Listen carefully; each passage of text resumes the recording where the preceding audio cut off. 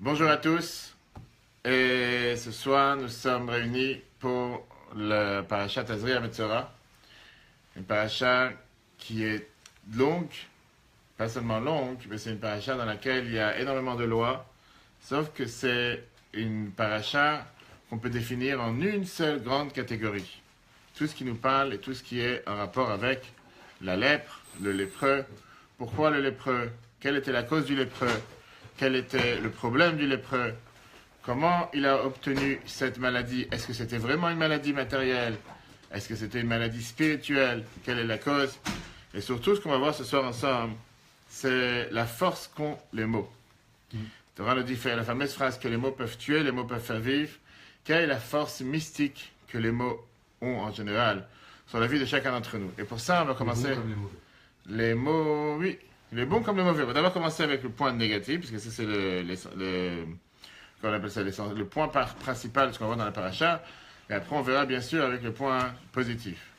Bonsoir M. Rabin. Et donc, on va commencer avec une histoire. Une histoire qui était dans la fin des années 88. Le journal israélien qui s'appelle Yediot Achronot, qui est un journal connu, vous pouvez partager avec tout le monde, a écrit un article suivant. Vous allez voir comment c'est en rapport avec l'actualité. Il a écrit un article, donc je rappelle, c'est en 88, il a écrit un article sur un meurtre qui s'est passé dans le sud d'Israël en 1956, 30 ans plus tôt. Et c'était un article sur un enfant, un jeune, un adolescent de 16 ans, qui a grandi dans des conditions difficiles et qui s'est senti perdu en Israël. Un jour, il a fait ce qu'on appelle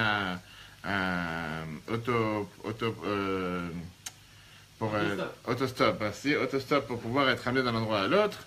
Et c'était le conducteur, c'était une personne un peu âgée. Et la personne qui a vu ce jeune venir un peu bizarre, il n'a pas voulu le prendre. Il a dit non, je ne suis pas là pour faire de l'autostop, laisse-moi tranquille. Et l'autre, il était tellement énervé, il a sorti un revolver et il l'a tué. Le jeune. Et pendant tout l'article qui est apparu 35 ans plus tard, c'était mentionné le nom de cet homme, avec sa photo, avec des autres détails qu'on pouvait visionner et savoir de qui on parle, qui est cette personne, etc. La personne a été énormément frappée de cette publicité mauvaise qui lui a été faite, et il a pris en jugement le journal, en disant qu'avec le temps qui s'est passé depuis 30 ans, il a eu le temps de se reconstruire, il a ouvert une famille, il a construit une famille, il a ouvert un magasin. Et aujourd'hui, d'avoir publié un tel article contre lui de ce qui s'était passé il y a 30 ans, alors que c'est vraiment une vieille histoire, c'est complètement contre-productif, mais ça atteint à son intégrité, ça atteint à son nom, et c'est totalement quelque chose qui n'est pas correct et qui n'est pas juste. Là, il y a eu tout un débat dans le jugement. Et le débat était le débat suivant. Le débat était un débat, quelles sont les limites de la mauvaise langue? Le débat, c'était un débat qui a commencé à éclater sur toute la presse. Le journal disait que j'ai le droit de faire ce que j'ai envie, j'ai le droit de propager ce que j'ai envie. Pourquoi? Parce que le public a le droit de savoir, a le droit de découvrir, puisqu'on est une société démocratique. Et les gens ont le droit, au nom de faire savoir ce qui se passe et de mettre au courant les gens, on a le droit de faire savoir tout ce qui se passe autour de nous. Lui, il a dit, il s'est passé tellement de temps depuis cet événement, je me suis reconstruit, je me suis réhabilité dans la société depuis totalement. Et je ne vois pas quel est le point positif aujourd'hui pour la société de savoir d'un meurtre ou de quelque chose qui s'est passé il y a plus de 30 ans et plus. Et la question qui se pose aujourd'hui, qu'on va débattre ensemble, c'est est-ce que le fait de pouvoir avoir le devoir d'informer le public, est-ce que ça permet de salir le bon nom d'une personne? Surtout quand c'est une histoire qui est très très vieille. On a vu ça dans ce pays récemment avec les élections. Quand tu parles de quelque chose qui s'est passé il y a 10 ans, 20 ans, 30 ans, 40 ans, quel est le but aujourd'hui de faire tout un article et d'en parler? À quoi ça sert? Mais si c'est la vérité, faire du mal. Personne n'a dit que c'était pas vrai, la personne a dit que c'était vrai, il savait que c'était vrai. La question est qu'est-ce que tu cherches à faire avec ça aujourd'hui? Il a été jugé, il a fait sa peine, il est sorti certainement qu'il était en prison, il a tué quelqu'un, il a tout fait, il a tout fini, c'est terminé. Alors qu'est-ce que tu veux avec un tel article aujourd'hui? En plus avec son... Si tu veux prendre le cas pour prendre un exemple, et sans photo, sans nom, mais pour parler du cas précis peut-être. Mais quel est le but aujourd'hui de propager, de faire une telle chose? Bref, le jugement a été donné à la Cour suprême en Israël, et ils ont donné une amende au journal de payer 1 demi-million de shekels. Pourquoi? Parce qu'ils ont dit qu'il n'y avait aucun but et aucun avantage, aucune nécessité pour le public d'être au courant d'une telle histoire aujourd'hui. Il y avait vraiment... Ça ne servait à rien de le faire. Imaginons-nous ça dans la circonstance actuelle qu'on a aujourd'hui. Partagez partout. la faute la plus populaire aujourd'hui pour le peuple juif, et pour chacun d'entre nous ici présents, c'est la faute qu'on appelle la shanara, qui peut être traduite par la médisance, calomnie, qui peut être traduit par mauvaise langue. Quelqu'un qui a 1 heure de libre et il ne sait pas quoi faire avec, la réalité, il va dire, viens, on va prendre un café. Et qu'est-ce qu'on fait quand on va prendre un café? On va commencer à parler de tout et n'importe quoi, des choses qu'on n'a même pas pensé en parler. Et là, on va tout de suite voir. On ne parle pas ici de parler du mal. On ne parle pas ici de parler des choses interdites. On parle de parler tout court. On n'a pas fait du mal à personne. Il n'y a rien de mal qui s'est passé.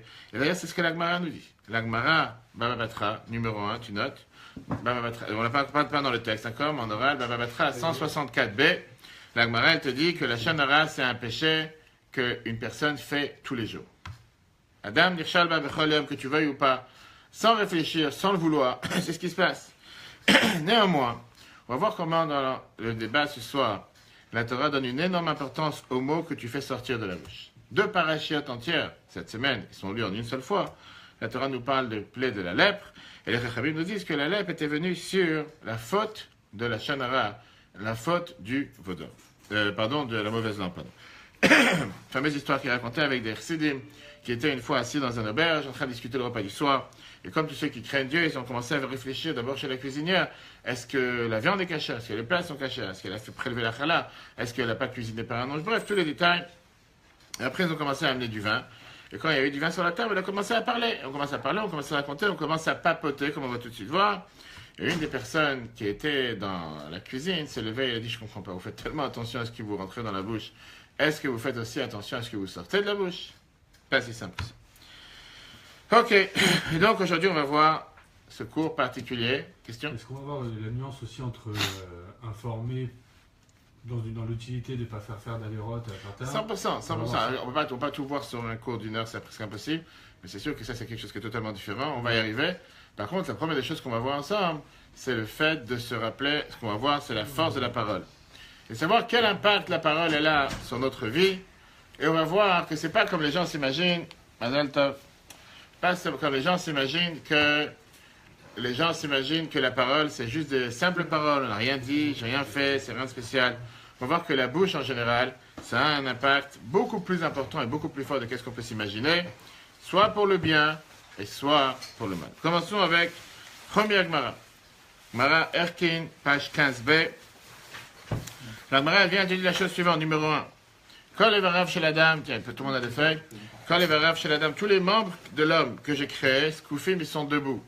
Ve'atam mutal, et toi tu es couché. Dieu il parle à la langue. Quand les varav chez la dame, tous les membres de l'être humain, Mibachut, ils sont vers l'extérieur. On les voit à l'extérieur. Ve'atam mibifnim, toi tu es caché à l'intérieur. Ve'lo, et pas seulement ça.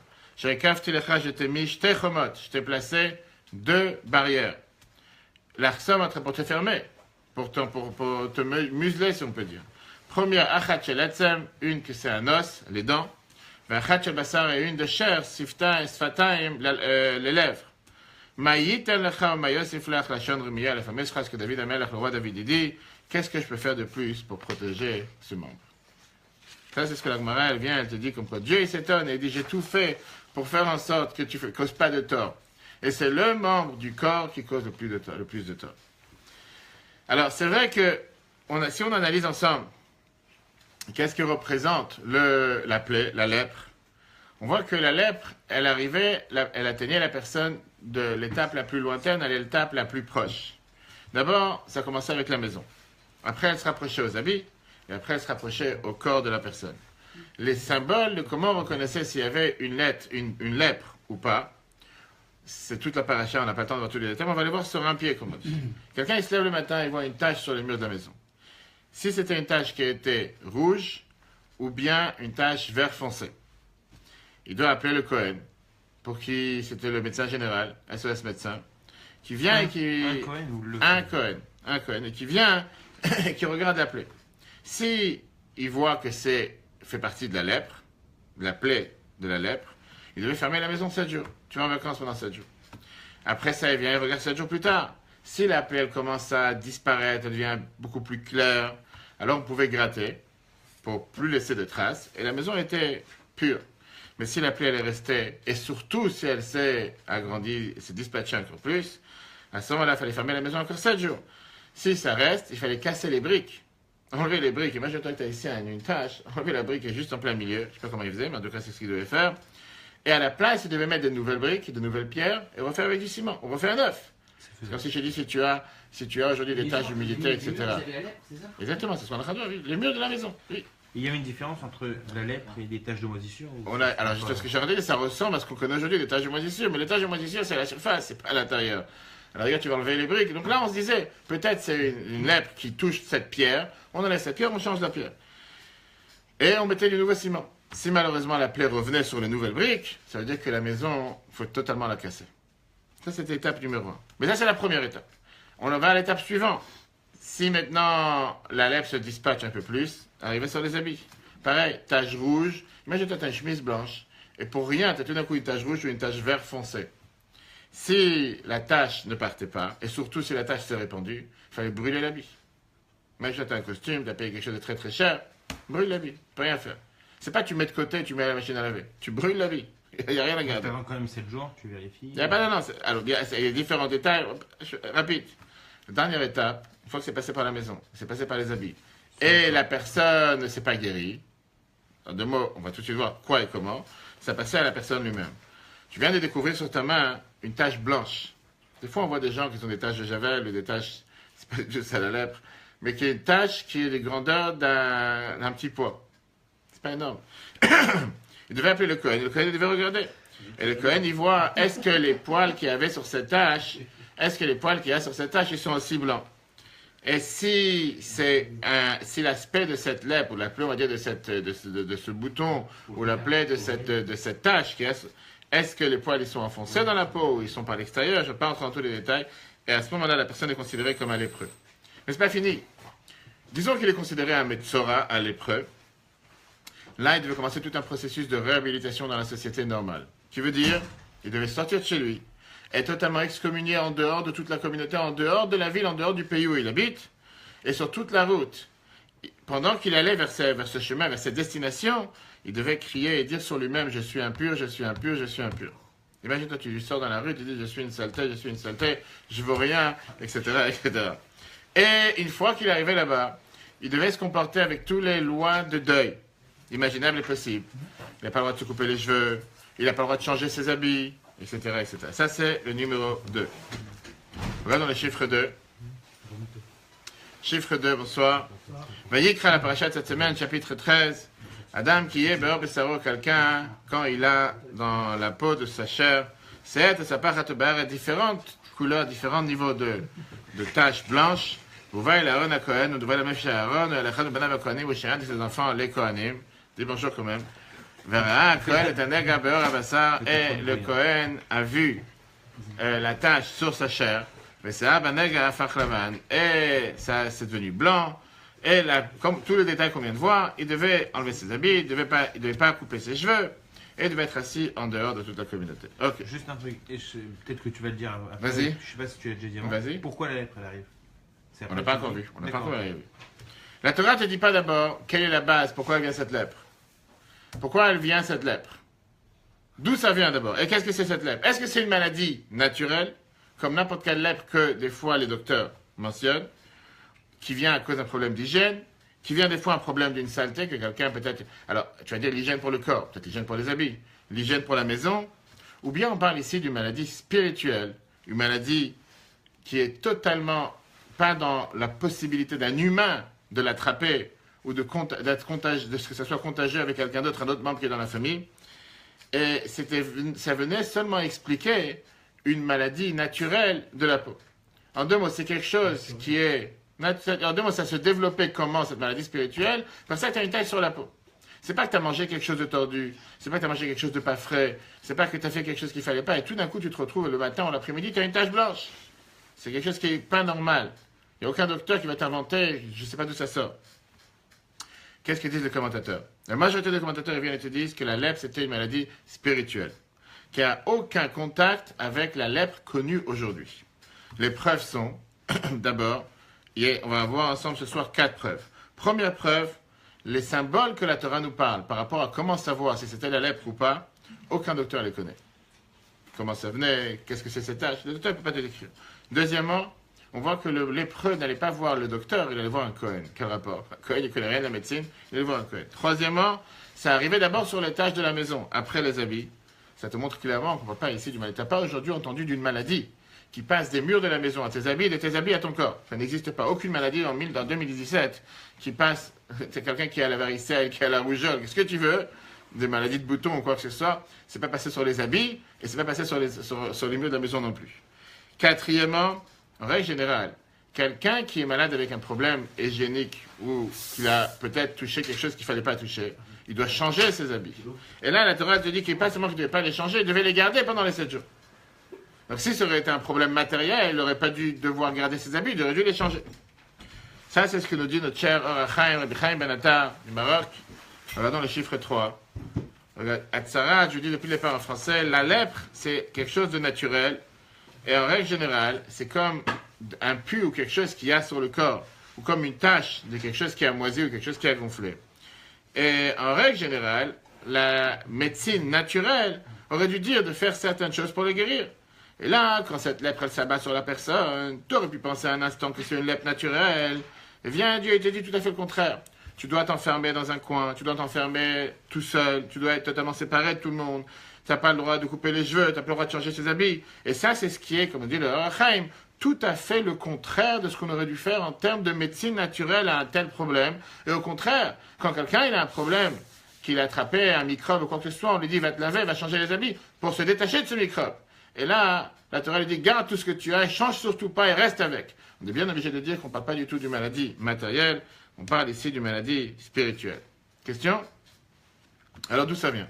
Avant d'entrer dans le deuxième passage de la Gemara, les sages nous disent que la lèpre, c'est une réaction automatique, une réaction qui est spontanée, c'est pas que ça devient par rapport à étape, en fonction de la personne, comment elle a pu descendre dans son niveau spirituel, son comportement spirituel a eu un impact direct sur ce qui peut lui arriver matériellement. On l'a dit tout à l'heure en 3 étapes, maison, habit, jusqu'à la personne lui-même. On va voir tout de suite ce que la Gemara nous dit, que ça dépendait à cause de plusieurs fautes, pas seulement une seule faute. Plusieurs fautes pouvaient engendrer qu'une personne puisse être coupable de recevoir la lèpre. Et bien sûr, la première cause de maladie, la première cause d'épidémie, c'était le Lachon Hara. Regardons Erkin, page 15-16, numéro 4. Amar Rabbi Shmuel ben Nachman, Rabbi Shmuel, il vient et nous dit Amar Rabbi Yochanan, au nom de Rabbi Yochanan. Al Shivat Varim Nagaim Bain, sur 7 choses, la Gemara énumère, 7 choses pourquoi la lèpre arrive. Lachon Hara, la première, mauvaise langue. Shichud Damim, quand quelqu'un il a tué quelqu'un d'autre. Shvuat Shav, juré à faux. Gilui Arayot, adultère. Tu es à faux, pas tu es à faux. Quelqu'un qui a juré à faux. Qu'est-ce que j'ai dit? Juré. J'ai pas compris. J'ai mal parlé. Juré à faux, pardon. Tu es, c'était juste avant. Juré à faux. Gilui Arayot, c'est l'adultère. Gasut Arouar, quelqu'un qui a un grand ego, très gonflé comme le Chametz. Gazel, le vol. Tsaoutain, quelqu'un qui est mesquin. On va voir après, on va pas se sortir. Pourquoi mesquin? Est-ce que quelqu'un qui est mesquin, comme on dit? Quelqu'un qui a un œil radin, quelqu'un que ça le dérange que l'autre il a quelque chose de plus. Pourquoi lui il a 2 verres et moi j'ai un verre? Pourquoi lui il a 2 pommes et moi j'ai une pomme? Etc. Mais c'est pas le sujet ce soir. Envieux alors. Un envieux, c'est pas tellement un envieux, parce que la Torah te dit que quelqu'un qui est envieux, il disparaît du monde. Alors c'est pas tellement l'envie. C'est-à-dire quoi, il disparaît du monde? La Torah te dit que si tu vis toute ta vie, et tu n'es pas content de ton sort, et tu veux toujours avoir ce que l'autre il a, tu finiras par plus rester sur cette planète. Parce que tu vas être tellement mortifié, tu vas être tellement mangé à l'intérieur, tu vas être tellement rongé de ton intérieur, de voir que l'autre il a les plus belles portes, l'autre il a les plus belles voitures, l'autre il a les plus belles femmes, l'autre il a les plus...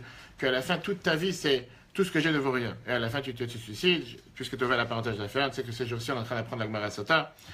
On apprend tous les jours. Aujourd'hui, on apprenait la page 13. On va apprendre après, mais en tout cas, ce qu'on a appris hier et avant-hier, surtout Shabbat, la page 11, très très riche page, une page très riche de la Gemara, dans laquelle la Gemara, elle te nomme 10 personnalités qu'ils ont envié ce qu'ils n'auraient pas dû avoir.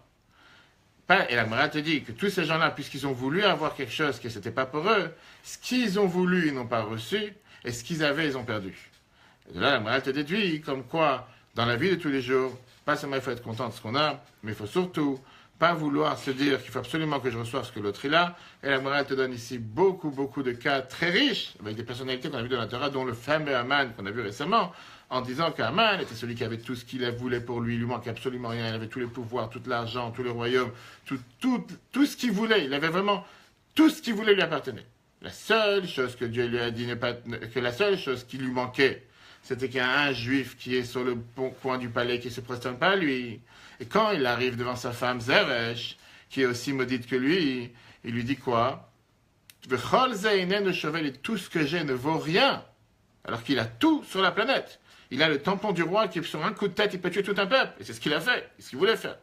Tout ça ne vaut rien parce que je vois ce juif qui ne se prosterne pas à moi. Et la Gemara te déduit, ce qu'il a voulu, il n'a pas eu, et ce qu'il avait, il a tout perdu. Et la Gemara te dit avec beaucoup d'autres, etc. C'est pas le sujet ce soir, ça c'est par rapport à envier. Donc on va pas essayer d'envier. Et la suite, c'est dans le chiffre 4. Et bien sûr, quand la Messaper la Shanara, la Gemara te dit que tout celui qui raconte mauvaise langue, calomnie, médisance, tout le reste, Negraim Baim Alav, il a la lèpre qui lui tombe sur lui. Amar Eshlakish vient et nous dit Maïdirtiv, qu'est-ce que ça veut dire ce mot? Zot tiye Torah ta Metzora. Le début de la deuxième paracha, ainsi sera la loi du Metzora. Qu'est-ce que c'est? D'où on a inventé ce mot Metzora? Quelqu'un qui est malade, on dit un cholek, quelqu'un qui est malade, quelqu'un qui a la lèpre, il a la tzarat. Quelqu'un qui a mal à la tête, on ne dit pas qu'il est choléroche. D'où d'un coup, tu as inventé le mot Metzora. Bien, la Gemara te dit, c'est un acronyme de 3 mots. Zot tiye Torato shel motzi shemra. Ça sera la loi de celui qui fait sortir un mauvais nom. Ça, c'est ce que la Gemara nous dit. Metzora, c'est les mêmes lettres que motzi shemra. Ok, ça, c'est notre cher Gemara. Maintenant, on va entrer dans le vif du sujet. On voit ici, depuis plusieurs sources qu'on vient de voir, le lien qu'il y a entre la lèpre et la mauvaise langue. C'est ce que la Torah nous dit.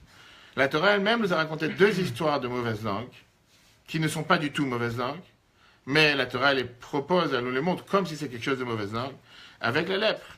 Première histoire que la Torah nous a racontée, c'est quand Dieu s'est dévoilé à Moshe dans le buisson, et il lui a dit d'aller en Égypte. Et Moshe il a dit, j'ai pas envie d'aller, parce que la première cause qu'il a dit à Dieu en disant Ein lo yaminuli. Une des arguments qui s'est plaint à Dieu, le peuple juif ne va pas me faire confiance. Malgré que je vais leur montrer ce qu'il faut, ils ne vont pas me faire confiance. En 2 mots, il a dit, mais après des centaines d'années, tout ce qu'ils ont souffert comme esclavage, moi, tout d'un coup, je vais arriver, je vais leur dire, Dieu a dit que vous allez sortir. Qui est Dieu? Je ne sais pas de qui tu parles. Dieu lui a dit à ce moment-là, mets la main dans la poche. Et quand il a ressorti la main, la Torah nous dit que sa main était blanche, était blanche comme neige, lépreuse.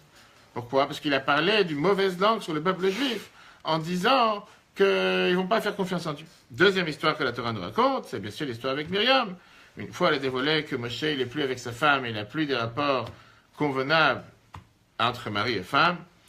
Elle a fait une réunion familiale, on va entrer dans ce sujet parce qu'on va voir qu'est-ce que ça veut dire, avec son frère. Elle a dit, c'est bizarre, notre cher frère, il n'est plus avec sa femme, ça me dérange. Alors qu'elle n'avait aucune mauvaise pensée, elle n'avait aucune mauvaise intention, elle n'était pas là pour parler du mal de son frère. Néanmoins, elle a été punie avec la lèpre pendant tout son corps. On ne rentre pas dans les détails ce qui a suivi, que tout le peuple juif a dû attendre pour elle, bref, etc. etc. On ne rentre pas dans ça. Mais on voit 2 histoires. Comme quoi, de Myriam, alors rappelle-moi après. Parce que c'est vraiment un détail. On voit ici quoi? Que la plaie. Il n'y a pas quoi la semaine dernière? On voit ici que la lèpre, c'est un effet direct du fait que quelqu'un, des fois, parfois, il descend dans son niveau spirituel, en parlant ce qu'on appelle la chanara. Et là vient la question qui dérange. Pourquoi la Torah elle est si dure avec cette plaie? Pourquoi la Torah elle est si dure avec la mauvaise langue? Ou bien avec la langue tout court? Pourquoi Dieu il a dû créer à la langue 2 protections? Pourquoi il n'a pas créé 2 protections au nez? Pourquoi il n'a pas créé 2 protections aux yeux? Je vais voir dans les détails. Pourquoi il n'a pas créé 2 protections à n'importe quel autre membre du corps? Il y a des membres du corps qui n'ont aucune protection. On a vu tout à l'heure. On a vu que la langue, elle a 2 protections, que Dieu lui a dit, je t'ai créé une protection en os et une protection en chair. Les dents et les lèvres. Et que c'est le seul membre du corps qui est couché et qui est totalement couvert. Et pourquoi la Torah a décidé une punition si dure pour quelque chose qui, apparemment, n'a absolument aucune valeur? C'est du vent. Tu n'as rien dit. On a vu tout à l'heure l'histoire avec le journal. Quand un journal il a sorti un article en 1988 de ce qui s'est passé en 1956, 30 ans plus tard, qu'est-ce que tu as fait déjà? Personne n'est plus là, ça se fait qu'elle est dans un autre endroit. Quelle différence? Et néanmoins, la personne elle a été condamnée. Alors c'est pas qu'on va pas craindre que la Cour suprême israélienne a voulu faire ce que la Torah elle dit, mais c'est quelque chose qui est apparemment logique. La question elle est beaucoup plus dure. Parce que les gens ont tendance à penser que la Shonara, c'est quelque chose que tu parles du mal d'une personne. Et là, on va tout de suite voir le Shulchan Aruch, code de loi juif. On va laisser la Gemara tranquille pour quelques instants. Après, on va y revenir. Dans laquelle le Shulchan Aruch te dit clairement que c'est pas forcément parler du mal. Des fois, ça peut être même parler du bien. Des fois, ça peut être parler tout court. La générale du bien. Parler du bien. On va tout de suite voir. Et dans la Shonara, on a trois composants. Comme je dis, on ne va pas prendre toutes les lois en un cours. On a ici trois composants qu'on va voir. On a ce qu'on appelle la Shonara, c'est du dur, du vrai la Shonara. On va tout de suite voir ce que ça veut dire. Par exemple, connais quoi? Tu craches. Connais quoi? Donne-moi un exemple. Qu'est-ce que ça veut dire tu craches? Tu penses vraiment. Tu dis voilà, lui j'ai vu, il avait ça, ou il a marché. Alors que c'est pas vrai. Non, Pas forcément. Pas forcément. Même si c'est vrai. Même si c'est vrai. La Shonara, c'est ce qu'il a dit, c'est dire un non-chose sur quelqu'un pour qu'il soit mal vu ou enfin voilà. Oui, c'est vrai aussi.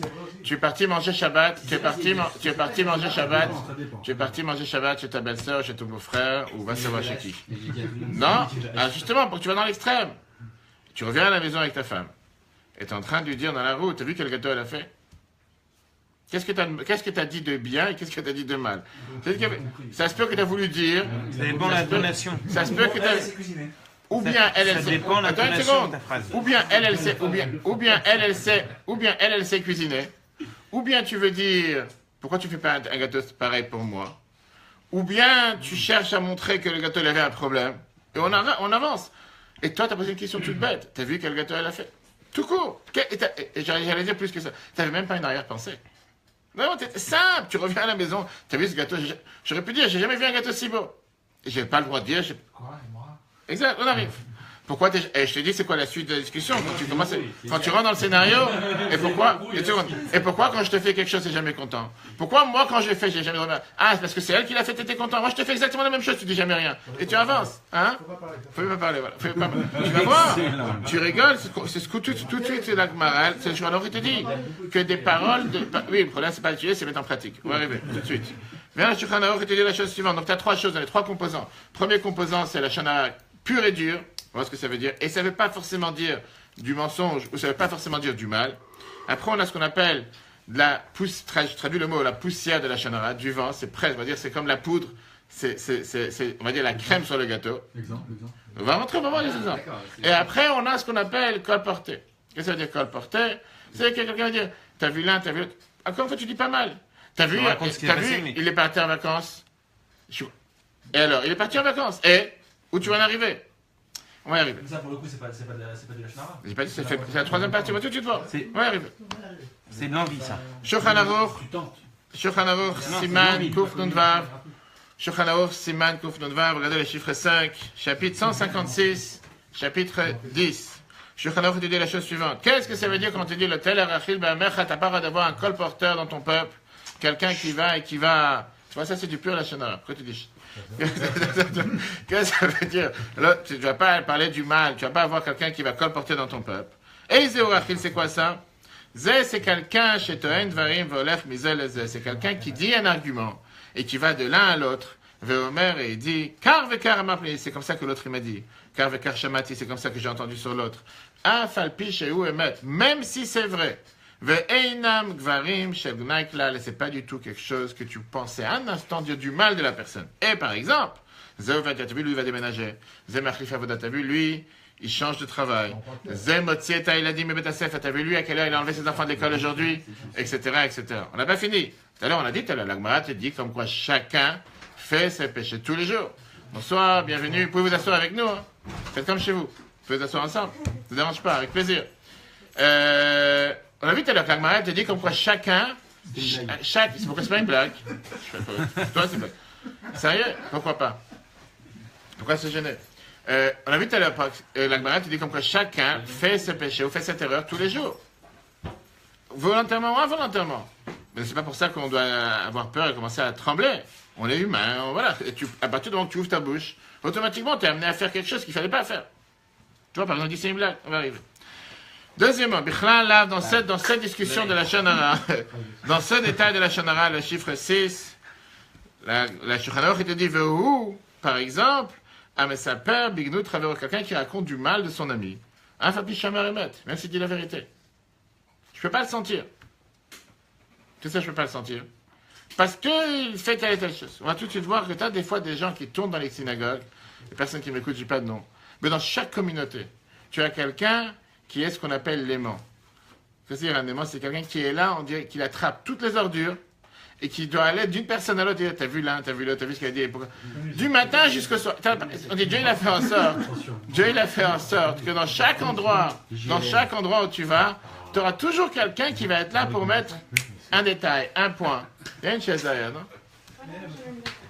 Un détail, un point, quelque chose qui va... Le plus intéressant. Le plus intéressant, t'as bien dit, c'est beaucoup plus intéressant que le discours du rabbin, c'est beaucoup plus intéressant que la paracha. Toujours il a quelque chose à dire. whisky. Le 3, une seconde, on avance. Donc tout ce qu'on vient de voir pour l'instant, c'est du Lachon Hara pur et dur. Maintenant, le Shulchan Aruch continue, il dit, c'est quoi Avak Lachon Hara? Qu'est-ce que ça veut dire de la poudre? Qu'est-ce que ça veut dire quelque chose qui est, on va dire, la crème sur le gâteau, qui n'est pas forcément quelque chose de dur? Shomer, il te dit par exemple, quand quelqu'un commence à parler, t'as vu Rui, t'as vu ce qu'il a fait? Et toi tu dis, taisez-vous, j'ai pas envie d'entendre. C'est aussi considéré la crème sur le gâteau de la Lachon Hara. Ouais, Parce que le fait que tu dis taisez-vous, j'ai pas envie Ça veut dire d'entendre, que tu ça veut dire que tu sous-entends, il y a quelque chose qui se passe, Voilà. tu n'as pas envie d'entendre. Et peut-être en train de dire qu'il a gagné 1 million hier. Alors, vaut mieux entendre la Shonara. On arrive, je te dis, c'est les gens qui ont envie de dire. Tu vas pas lui- C'est pas clairement. Non. Tu dis, t'as vu ce qu'il a, Voilà. t'as vu ce qu'il a dit ou t'as vu ce qu'il a fait. Tu vas voir, Et toi, tu dis, j'ai pas envie T'as d'entendre. entendu ce qu'il a fait? D'accord. Tu sais que T'as pas encore dit ce qu'il a dit. Regarde, attends, regarde le Il a texte. fait un beau cadeau, ça veut Monsieur, regarde le texte. Et c'est ça que j'allais te dire. Et pourquoi tu dis pas, et le fait que tu dis, j'ai pas envie d'entendre. Quelqu'un est soupçonne de dire quelque chose. Je vais raconter une histoire. Une histoire qui s'est passée en Israël il y a à peine, je sais pas, c'était quand la deuxième guerre du Liban. La deuxième? La deuxième, la dernière 2006. récente. Ouais, il y a pas longtemps, 10 ans. Une histoire qui te montre comme quoi tu peux pas croire comment le tort que ça peut causer à une personne. Détruire une personne sur du vent. Mais vraiment sur du vent. J'ai amené avec moi la preuve, je voulais vous amener aussi l'article. Mais j'ai pas eu le temps, de toute façon c'est en hébreu, c'est très long. C'était... Non, c'est ici. Je vais montrer les détails exacts.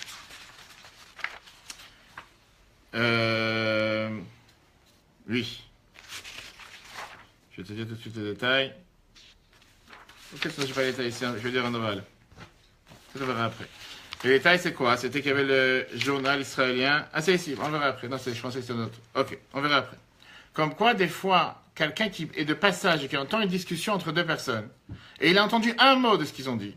De ce mot, il a déduit quelque chose. Il a construit toute une histoire. Ils ont détruit la personne, qui est détruite jusqu'à aujourd'hui. Je vais vous donner les noms, etc. Du pur Lachon Hara, on va parler du direct. C'est écrit, c'était dans la presse. Alors que tout ça est basé sur un vent. Mais pas seulement un vent. Et encore une fois, on a vu ça récemment avec ce qui se passe ici, et ce qui se passe à longueur de journée. Des fois, pour démonter une personne, il faut rien. Mais pour reconstruire cette personne, et pour que cette personne elle se reconstruise, ça prend des années et des années. Donc on est en train de finir Shulchan Aruch, et après on rentre dans la suite. Tu peux rentrer dans le. Tout de suite, Ah. tout de suite. J'ai dit la suite. Et la Torah elle continue en te disant, c'est quoi avec la Lachon Hara? Qu'est-ce que ça veut dire? La poudre de la Lachon Hara, quelque chose qui est comme la crème sur le gâteau. Bravo. C'est quelqu'un qui raconte du bien. C'est quelqu'un qui raconte du bien de son ami devant ses ennemis. Qu'est-ce que ça veut dire raconter du bien de son ami devant ses ennemis? Ça veut dire qu'il sait que telle et telle personne ne s'aime pas. Écoutez, Il va aller voir telle personne, il va lui dire, t'as vu quand même, il est quand même bien. Il fait tout de même telle et telle chose. Il est quand même... Le fait de parler du bien, On parle de mélange. parce que par exemple, quelqu'un, il n'aime pas quelqu'un d'autre. Et toi, tu vas aller voir celui que tu sais très bien qu'il n'aime pas, de qui tu vas parler. David, il n'aime pas Reuven.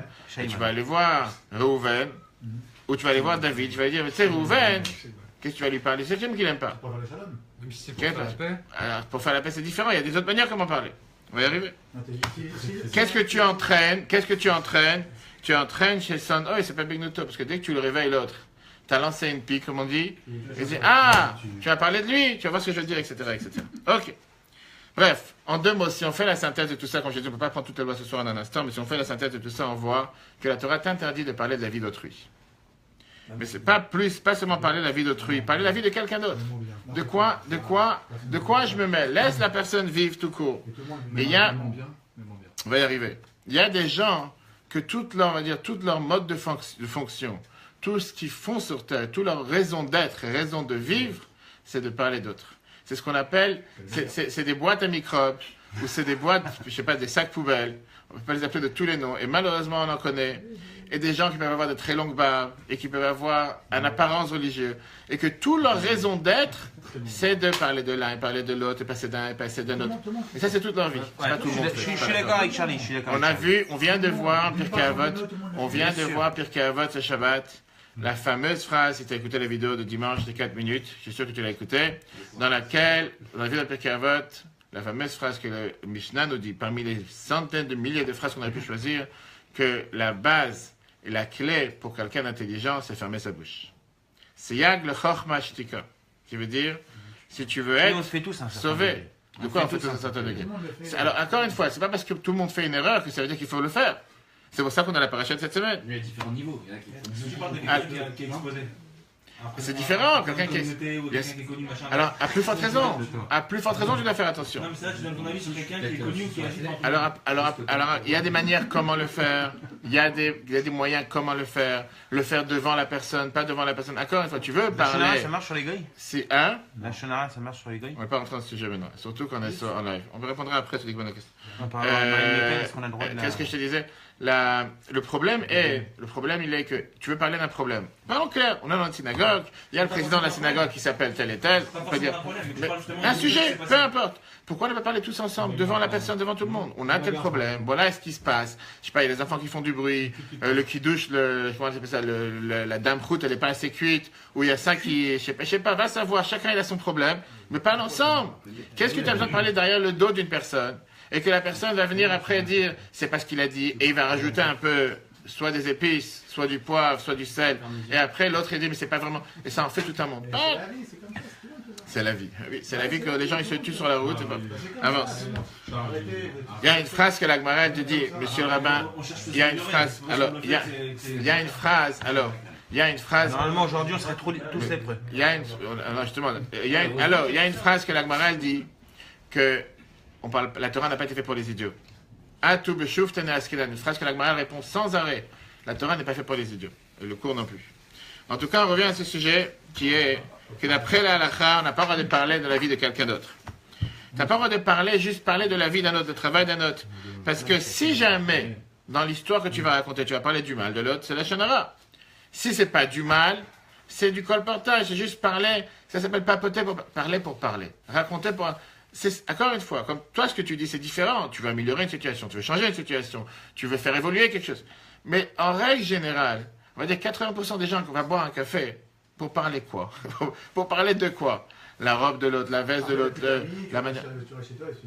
Pourquoi tu restes chez toi? Va apprendre la Torah avec quelqu'un, hein? Après. La Torah te dit la chose suivante. Dieu, il a créé... Chez les Chassidim, on dit la phrase suivante. Dieu, il a créé à l'homme 2 yeux, 2 oreilles et 1 bouche, pour te dire qu'il faut parler beaucoup moins de tout ce qu'on voit et tout ce qu'on entend.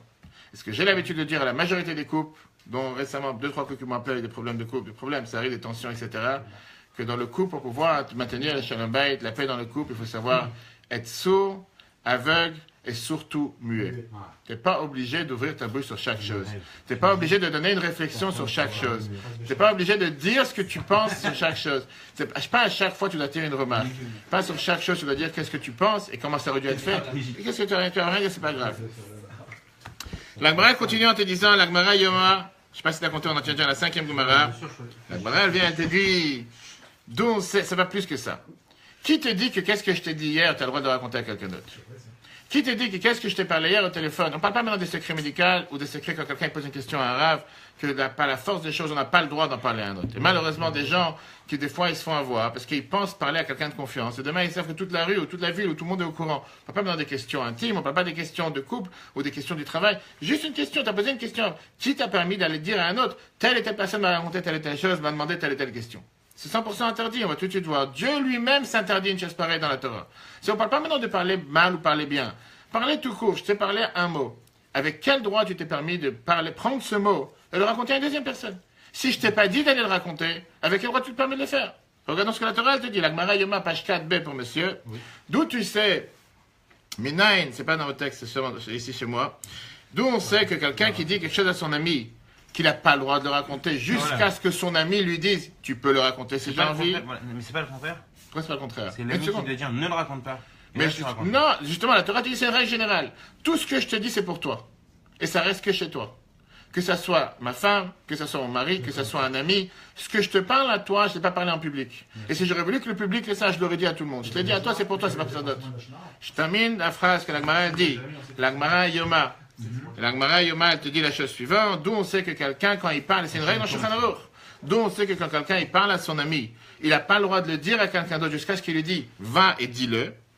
Tu n'as pas le droit de faire passer la chose à une autre personne. Chez Nehemar, c'est écrit dans la Torah, Vaïdaber Hashem Elav, Dieu il a parlé à Moshe, mais El Moed, depuis la tente d'assignation, les morts pour le raconter. C'est-à-dire que Dieu il a dit à Moshe clairement, je te dis telle et telle chose pour que tu racontes aux autres. Et de là, la Gemara elle déduit que si Dieu il n'aurait pas dit à Moshe, va le raconter à quelqu'un d'autre, tu n'as pas le droit. Dieu lui-même, tu n'as pas le droit de le raconter à quelqu'un d'autre. C'est-à-dire que tout le temps que moi je te dis quelque chose et je te parle à toi, je te parle à toi, je ne suis pas en train de parler à la planète. Et le pire des choses, aujourd'hui on va rentrer dans le détail avec WhatsApp et Facebook, etc., c'est le pire des pires qui peut arriver, c'est qu'aujourd'hui sur l'instantané, quelqu'un il écrit un message sur WhatsApp à un ami, et il avait l'intention de parler que à cet ami et à personne d'autre. 10 minutes plus tard, ça a tourné sur le monde entier. Sur des milliers de groupes, et avec des fois les noms, avec des fois la copie, avec tout ce que tu veux. Et la personne se dit, mais je t'ai parlé à toi, je n'ai pas pensé parler à un autre. Et ça peut être pour le bien comme pour le mal, comme on l'a dit tout à l'heure. Tu demandes une question à un Rav, et le Rav, il connaît la personne, et il te dit, pour toi, la halakha est telle et telle chose. La personne, il va copier-coller le message, et demain, c'est sur les pages Internet, et c'est sur Facebook. Voilà ce que les rabbinim disent. Alors que 100%, si la personne aurait su que ça c'est ton intention, ça c'est ce que tu veux faire, il ne t'aurait jamais répondu. Ou bien il t'aurait clairement dit, c'est juste pour toi. Pourquoi? Parce que les gens ils découpent, et les gens ils prennent telle phrase, et ils prennent d'autres phrases, ils prennent les mots qui les arrangent, ils ne prennent pas les autres mots qui les arrangent. Et après ça peut fausser toute une vie, et ça peut détruire toute une personne. Et malheureusement, même si sur WhatsApp tu as aujourd'hui l'opportunité de pouvoir effacer, une fois que tu as envoyé un message et c'est parti. Et c'est ce qu'on a tout de suite voir avec la parole. Donc, en deux mots, on ne parle pas ici de parler du mal ou parler du bien. On te parle tout court de parler pour parler. Juste parler, ouvrir ta bouche pour parler à quelqu'un d'autre. On l'a vu tout à l'heure, j'ai dit tout à l'heure, c'est ce que Dieu dit à Moshe. La Torah nous raconte que quand le peuple juif a conquéri Jéricho, la ville de Jéricho, il y a eu plusieurs personnes du peuple juif qui sont morts. 36 personnes sont mortes. Yeshua Benoun, il a compris qu'il y a quelque chose qui s'est mal passé. C'est pas normal que tout d'un coup, un matin, on se lève, 36 personnes mortes. Il y a quelque chose qui ne va pas. Il a prié à Dieu. Dieu, il dit à Yeshua la phrase suivante. Un des guerriers, il a pris du butin de la guerre, contrairement au serment qu'on a fait qu'on n'avait pas le droit de prendre du butin. Yeshua, il demande à Dieu, par laisser un dialogue, pas un dialogue de deux personnes simples comme nous. Yeshua Binoun. Yeshua, qui était l'élève de Moshe, pas seulement l'élève, le successeur. Yeshua qui se tourne à Dieu et lui dit, dis-moi qui c'est qui a fauté. La Gemara Sanhedrin, page 11.1, c'est la 7e Gemara. Elle vient, elle te dit, Dieu, il répond à Yeshua, je suis un rapporteur. Va, toi, faire un tirage au sort et tu vas découvrir qui c'est qui a fauté. Maintenant, si on analyse un instant, Yeshua veut savoir qui c'est qui a causé le problème au peuple juif. Pourquoi il y a 36 morts un matin? C'est pas normal. Dieu, il lui dit, il y a quelqu'un qui a fauté parce qu'il a pris le butin. Yeshua, il parle à Dieu entre eux. Yeshua, il dit, dis-moi, c'est qui le fauteur? Comme moi, il n'a pas dit, je vais le massacrer, je vais lui faire quoi que ce soit. Il a voulu lui dire, rends le butin, que l'épidémie s'arrête. Je lui ai dit, c'est à moi de te raconter du Lachon Hara, c'est à moi de te dire, de te rapporter quoi que ce soit. Qui Yeshua? Non, le voleur. Peut-être qu'il est lui mort. J'ai aucune idée. Je ne suis pas maintenant du dialogue que la Gemara te raconte. Je n'étais pas dans la pièce quand Dieu a parlé avec Yeshua. C'est ce que la Gemara nous dit. C'est-à-dire que Dieu n'était pas d'accord de parler quelque chose de mal sur une personne. Et même si la personne avait fauté une grave faute, à tel point qu'il y a eu 36 morts, et c'était pour le bien de tout le peuple juif. Ça, c'est que la Gemara nous raconte. Quand Moshe était là-haut, avec Hachem, il dit d'abord en bas, ton peuple est en train de fauter. Oui. C'est pas la Shnara, ça? Il n'a pas dit en train de fauter. Je suis pas d'accord. Qu'est-ce qu'il a dit? Tu déformes la règle. Tu déformes.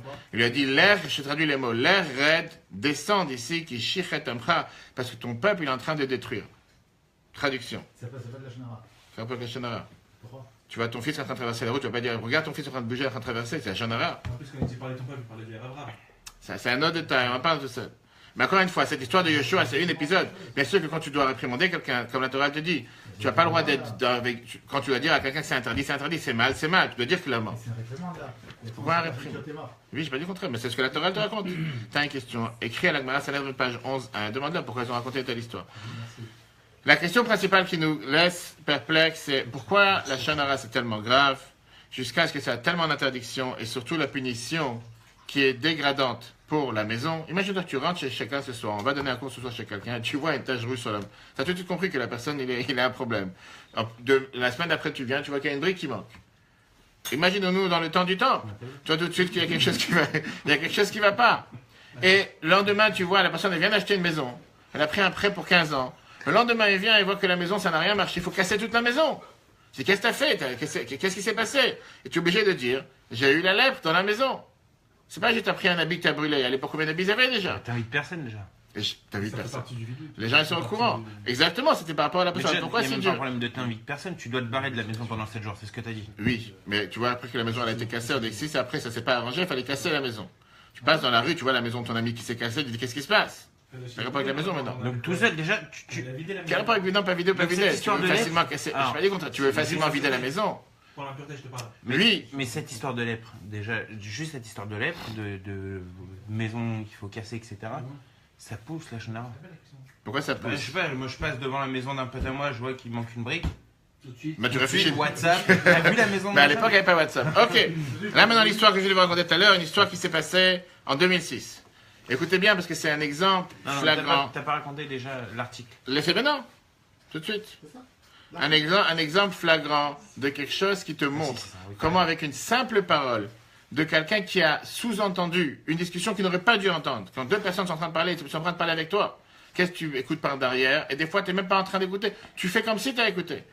Écoutez l'histoire, parce que ça fait tellement de la peine. Mais c'est des histoires courantes de tous les jours. À la fin de la deuxième guerre, au début, pardon, de la deuxième guerre du Liban, en Israël, c'était très très dur. On devait rentrer encore une fois, et malheureusement, on a perdu beaucoup de soldats juste avant, qui se faisaient tuer pour un rien. Il fallait absolument, une fois pour toutes, renvoyer de la frontière le Hezbollah, etc. Et c'est comme si, pour ajouter du feu à la plaie qui faisait tellement mal à tous ceux qui étaient en Israël, pour qu'on a commencé une guerre, etc., voici que le titre, le plus grand titre du journal Ma'ariv, qui était à l'époque un des grands journaux en Israël, sur la première page, il a un scoop, une découverte. Quelle grande découverte?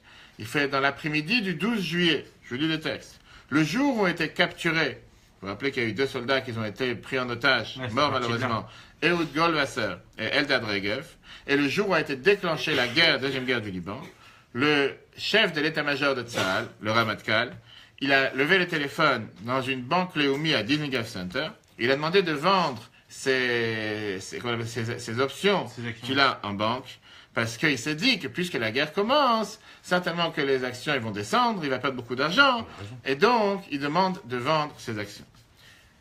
Ce titre, sur la page numéro 1 du journal, que la seule pensée que le chef de l'état-major de Tzahal a au moment où une guerre est déclenchée, qu'on a déjà perdu plusieurs soldats, etc., ça a fait un feu sur tout Israël, dans toutes les chaînes de télévision, chaînes de radio, droite, gauche, centre, tout le monde a commencé à tomber sur le Ramatkal, le chef des armées. Jusqu'à aujourd'hui, ça n'en est pas remis. Jusqu'à aujourd'hui, c'est pas remis de ce mauvais nom qui lui a été mis, que la seule pensée tordue que cet idiot a trouvé à faire en plein début de la guerre, c'est quoi? C'est qu'il lève le téléphone à la banque, vend mes options alors qu'il y a des soldats qui sont en train de mourir sur le terrain. On avance. Il a pris en jugement la banque sur 700 000 shekels, je suis 200 000 euros. Parce qu'il a dit, certainement, il y a un employé de la banque qui a raconté une histoire. Certainement. Parce que c'est pas... Comment c'est arrivé dans les journaux? Je n'ai pas fini. Mais si, non, ouais, c'est vrai. Et donc, il s'est dit, je vous prends en accusation, la banque qui était dans les séquelles de la banque Leumi, parce que vous m'avez sali mon nom, et vous avez un employé qui a parlé des choses contre moi et qui a balancé dans la presse, et avec quelle presse permet de raconter en public des choses que je fais en privé. Très bien.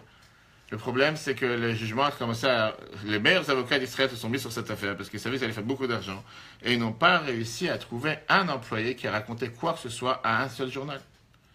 Et ils ont fait les enquêtes, et c'était au plus haut niveau d'Israël, au plus haut niveau... Tous ceux qui étaient à la banque, ils ont fait le test polygraphe, le test pour savoir si la personne elle ment ou elle ment pas. Tout le monde ont été trouvés qu'ils ont dit que de la vérité, personne n'a menti. Alors c'est quoi la vraie histoire? Comment s'est sorti ce bruit? Premier jour de la guerre. L'histoire est la suivante. L'histoire est la suivante. C'était un lien, c'était 1 + 1 = 2. Une pure calomnie, un pur mensonge, une pure bêtise qui s'est passée de la manière suivante. Parce qu'après tout a été découvert.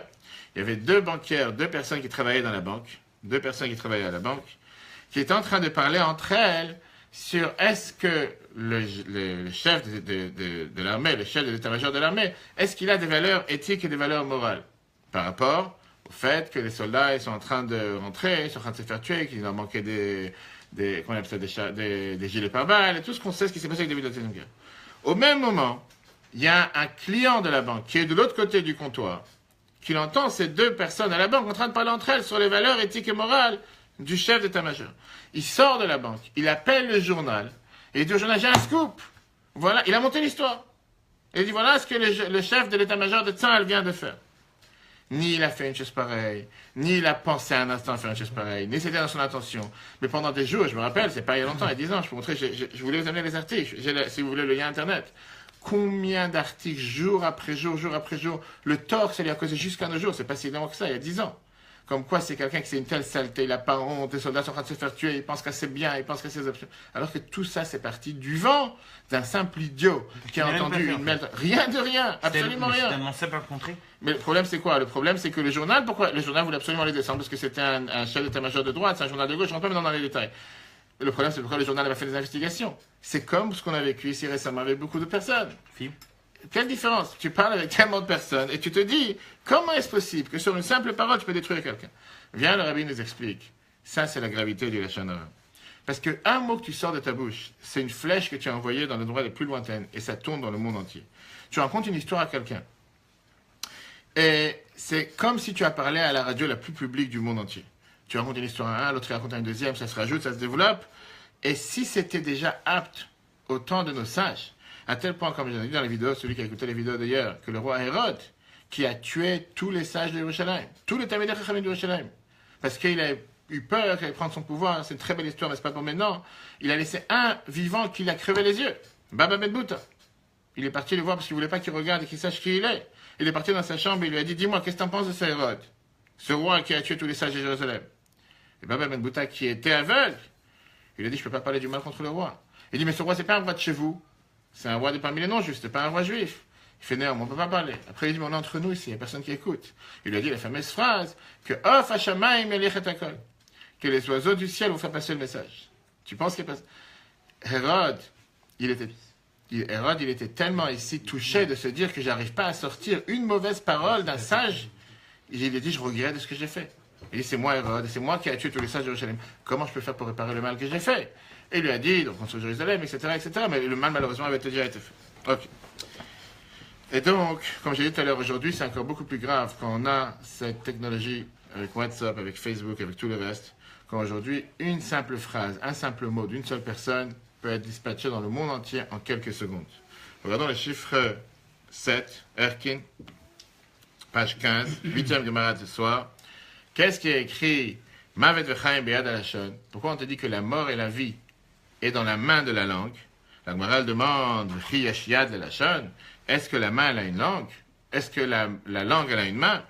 Et la main, il y a de mita de la même manière que la main peut tuer, un flashon mita. Même la langue peut tuer. Ima, il y a de la même mita la besamouchla. La Gemara demande la main, elle peut tuer seulement ce qui est proche. À l'époque, c'était avec une épée, quelque chose de proche, c'est pas loin. Flashon, est-ce que tu veux dire que la langue peut tuer seulement quelqu'un qui est proche et pas loin? Talmud Lomar, de là on apprend Chetz, Shachut le Shanam. Quel est ce verset? Ma Chetz, c'est déjà une épée, pas une épée, une flèche. Adabaim Bechameshama. Ça peut tuer jusqu'à 45 coudées, qui veut dire environ 25 mètres.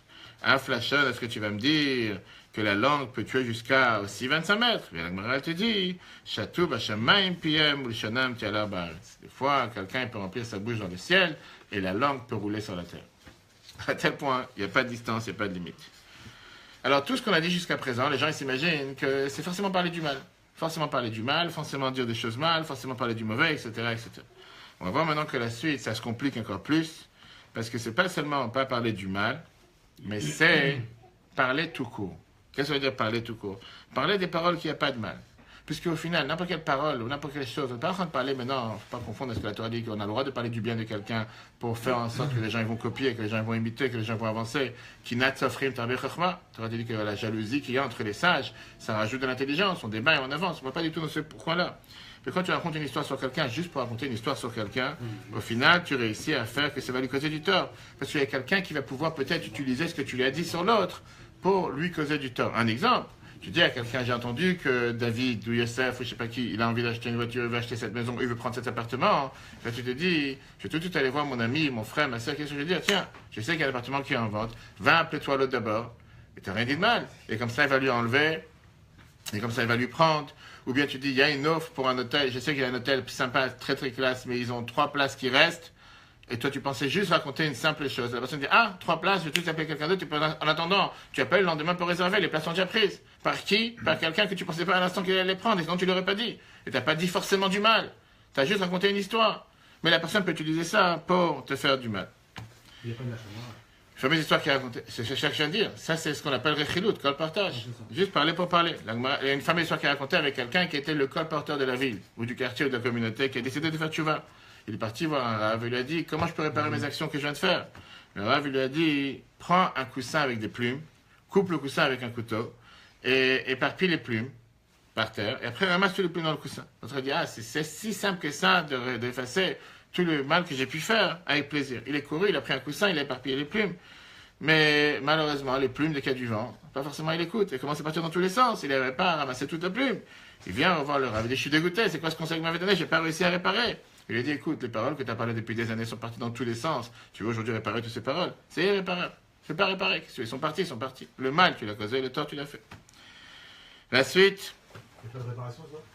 Il y a des réparations différentes. Viens la Kabbalah et la Chassidut nous dit la chose suivante. Elle nous donne un sens beaucoup plus profond, au sens mystique et la force suprême qu'a la parole.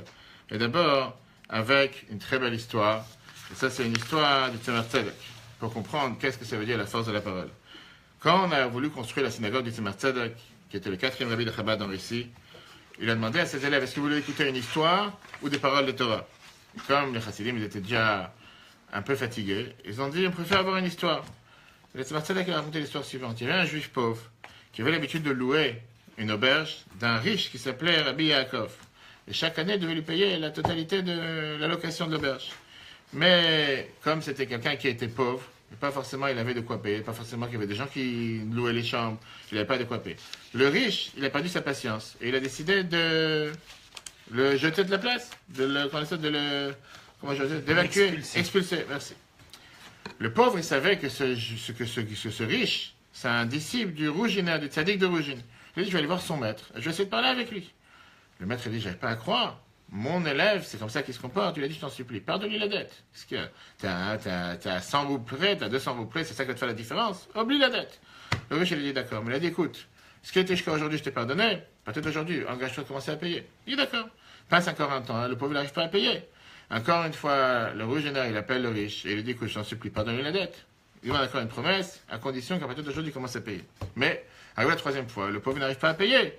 Là, le riche, il a dit, écoute, il n'y a pas à discuter, rabbi par rabbi, je te mets à la porte et laisse-moi tranquille. J'ai besoin de mon commerce et on discute un autre jour. Les années passent, le riche, il est mort. Il arrive dans le tribunal céleste. Et là, il y a le procureur qui vient et qui dit, cet homme-là, il a jeté à la porte une famille pauvre. Pas une famille qui roulait sur son dos. Pas une famille qui a fait une belle vie sur son dos, qui ne voulait pas le payer, mais qui faisait une belle vie d'ailleurs, il allait en vacances, une famille qui n'avait vraiment pas de quoi payer. Et je pense qu'il faut tout faire pour accabler ce riche. Le riche, il a essayé de se dire, en se défendant, en disant, 2 fois j'ai pardonné la dette, qu'est-ce que je fasse de plus? Que je donne l'auberge gratuitement? Je sais pas. Mais les juges dans le tribunal céleste, ils n'étaient pas d'accord. À la fin, le riche, qui était un juif pieux, il a dit, écoutez, vous ne savez pas c'est quoi l'argent. Dans ce monde, dans le monde d'en haut, les anges ne savent pas c'est quoi l'argent.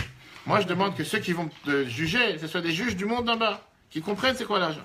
Donc, ils ont appelé le Bach et le Bet Yosef, 2 auteurs du Shulchan Aruch, mais eux, ils ont dit 100% contre, on est contre lui. Il a dit, je ne laisse pas l'affaire. Parce que là où tu as pris des tzadikim, le Bach, le Bet Yosef, qui a fait le Shulchan Aruch, depuis longtemps, ils n'ont plus affaire avec l'argent. Eux, c'est des gens qui sont dans les livres, ils ne savent pas c'est quoi l'argent. Je demande des gens qui font du business, des gens qui savent ma situation, qui sont dans le même cas de figure, et qu'eux, ils n'ont qu'à me juger, ils n'ont qu'à décider quoi que ce soit. Alors, le Tzemar Tzedek raconte cette histoire à ses élèves en disant, moi, je pense qu'il avait raison. Parce qu'il voulait toujours défendre un juif. Qu'est-ce que vous pensez? Ses élèves ont tout de suite compris qu'il s'est en train de se passer ce jugement dans le ciel, et ils ont dit, il a raison, pour qu'il puisse aller au Gan Eden. Ça, c'est une histoire comme ça qu'il a racontée. Qu'est-ce que ça veut dire, cette histoire? Cette histoire, c'était que d'un côté, on voit comment la parole a un impact. Mais surtout, on est en train de te dire que par ça qu'on parle sur Terre, ça a un impact dans les mondes d'en haut. Le fait que sur Terre, ils sont venus et ils ont dit, il a raison, Ça fait en sorte qu'il a raison. Et de là, tu apprends le contraire. Quand des fois, tu tranches le sort de quelqu'un par ta parole, il peut arriver telle ou telle chose dans telle ou telle parole. Quand il racontait l'histoire, c'était à ce moment-là le. C'est à ce moment-là le jugement, et il a fait en sorte qu'il les a libérés. On n'a D'accord? pas donné de raison pourquoi il a raison. La logique te dit, tu vois bien que n'importe qui te dit qu'il est vrai, c'est pas quelqu'un qui était méchant, qui voulait juste mettre quelqu'un à la rue. Certainement que c'était pour lui quelque chose d'important. Le Chafetz Chaim, connu, une fois il marchait à la maison, à côté de lui, il y avait une carrosse avec des chevaux. Et il n'était pas forcément reconnu, il n'était pas écrit l'étiquette Chafetz Chaim. Quelqu'un il arrête et lui dit, où il habite le Chafetz Chaim? Et le Chafetz Chaim il lui dit, il lui montre le chemin, il lui dit, mais qu'est-ce que tu vas le voir? C'est pas quelqu'un de si spécial que ça, il n'est pas si grand que ça cet homme-là. Qu'est-ce que tu te prends la tête avec lui? Ce cavalier qui était tellement énervé que quelqu'un il ose parler comme ça du Chafetz Chaim, il lui a donné un coup de bâton.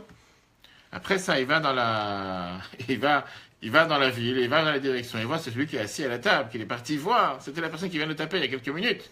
Il ne savait pas où se mettre, il était dans tous ses états. Et il est presque évanoui. Le Chafetz Chaim, il lui dit, une chose aujourd'hui, j'ai appris qu'on n'a pas le droit de dire de la Shonara sur soi-même. La Shonara n'est pas seulement sur les autres. Et ça, c'est ce que la Torah te dit. Autant tu dois savoir tes défauts, tu dois aussi savoir tes qualités. C'est écrit nulle part que tu dois te considérer comme une serpillère. Et quand quelqu'un te dit, est-ce que toi tu es capable de faire ça, est-ce que tu peux faire ça, est-ce que tu fais ça? Non, c'est pas pour moi. Moi, je veux rien, je sais pas lire, je sais pas écrire, je sais pas rien faire. Quelqu'un, il a des qualités. La Torah dit, pas de la Shonara sur toi-même. La suite. De la même manière qu'on vient de parler sur la Shonara sur une autre personne, on vient de voir comment c'est important de ne pas dire la Shonara sur soi-même. Quelqu'un, il n'a pas le droit de parler du mal de soi-même. Pourquoi? Parce qu'en parlant du mal de toi-même, automatiquement, tu fais en sorte que le mal existe. Et c'est pour ça que la Torah et la Gemara, elle répète sans arrêt, dans la Torah, on voit sans arrêt la fameuse dicton qui dit « N'ouvre pas ta bouche au Satan ». Qu'est-ce que ça veut dire « N'ouvre pas ta bouche au Satan » Qu'est-ce que tu ouvres ta bouche en disant « Il va t'arriver telle chose, il va se passer quelque chose ». Et ça revient à ce que la Chassidut nous apprend, parler positif. Dans la situation la plus noire, à force, quand quelqu'un il dit et il parle, la parole a un tellement grand impact que quand tu dis il y aura quelque chose de négatif, il y aura le négatif. Et d'où on le sait encore une fois, la Torah nous raconte des histoires. Deux histoires, la mort de Rachel. On l'a vu déjà il y a quelques temps. Pourquoi Rachel est morte? Yaakov, il a dit, à Lavan, que si tu trouves les idoles que tu as perdues chez quelqu'un, que cette personne meurt. Pourquoi? Parce que Yaakov, il était garanti que personne ne l'a pris, sans savoir que c'est sa fille qui les a pris. Et elle est morte à l'âge de 36 ans. C'est ce qui s'est passé, concrètement. Numéro 2, on voit avec Yitzhak. Yitzhak, il était aveugle à la fin de sa vie, à cause de la malédiction avec Avimelech, dans laquelle il a dit que lui, il est totalement recouvert des yeux. Il ne peut pas voir. Tu as dit, lui, il ne peut pas voir. Toi aussi, tu ne pourras pas voir. Cette savée, on vient voir il n'y a pas longtemps. Moshe, il a clairement dit à Dieu, si jamais le peuple juif a fauté, si tu ne pardonnes pas au peuple juif, efface-moi ton livre, même si, concrètement, il est resté. Mais il a été effacé d'une paracha. Voilà, la Torah, elle vient te dire comment faire attention. Regardons dans le 8. Shulchan Aruch te dit dans le Chot Shmirat Haguf Nefesh. Je dis en français directement. De la même manière qu'on n'a pas le droit de parler du mal sur un autre juif, de la même raison, un père et une mère n'ont pas le droit de faire peur à leur enfant avec quelque chose d'impur en leur disant il y a un chat ou un chien qui va te prendre. Pourquoi? Je suis en train de traduire. Tu veux regarder à l'intérieur? 8. De dire à un enfant, t'as le loup qui est à côté, il y a la police qui arrive, il y a le chien qui va aboyer. C'est quand je c'est 100% interdit, tu faire peur à un enfant. Pourquoi? Parce qu'il y a des démons. Il y a des démons qui ont le même nom que le nom de ces animaux non cachers, qui pourront faire du mal et du tort à un enfant dans son corps ou dans son échama. Pourquoi? Parce qu'on sait combien Dieu fait attention à ce qu'on sort de notre bouche. Et c'est pour ça que sur notre continue de servir les élèves, il faut faire attention de ne pas parler telle et telle chose. Et combien de parents aujourd'hui, je sais quand j'avais des gens à la maison avec les familles, etc., que l'enfant n'est pas forcément, il est assis à table, et un parent, il dit, il y a le loup qui arrive. Je dis, de quel loup tu parles? Quel loup? Il n'y a pas de loup. À part le fait qu'on n'a pas le droit de raconter un mensonge à un enfant. C'est tout court. Tu n'as pas le droit de dire un mensonge à un enfant. Tu apprends un enfant à mentir. Pourquoi tu vas mentir à un enfant? Il n'y a pas des gens normaux là tout à l'heure. Qu'est-ce que tu vas mentir à un enfant? Il vient de voir, il dit comment on fait les enfants. Mais tu lui dis Tu peux lui dire clairement. Tu peux lui répondre clairement.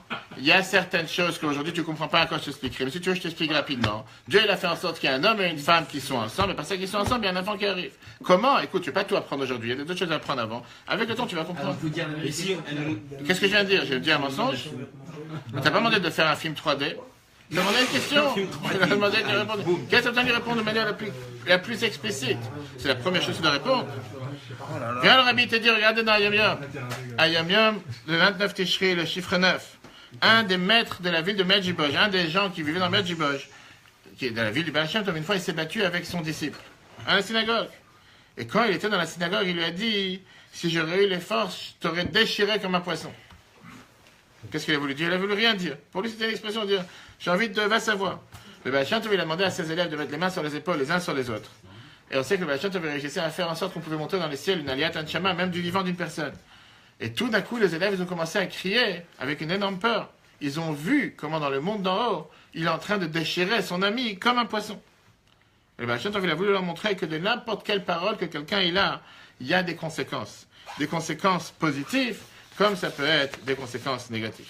Enfin, même Midrash qui raconte, comme on a raconté ça dans la vidéo hier, Rabban Gamliel, Vaikra Rabba te dit, qu'il a demandé une fois à son serviteur, va au marché m'acheter quelque chose de mauvais, il est parti, il a amené une langue de vache. Le lendemain, il a dit, va m'acheter quelque chose de meilleur sur le marché, et il lui a amené encore une fois une langue de vache. Il a dit, comment c'est possible que la même chose c'était la meilleure et le plus mauvais?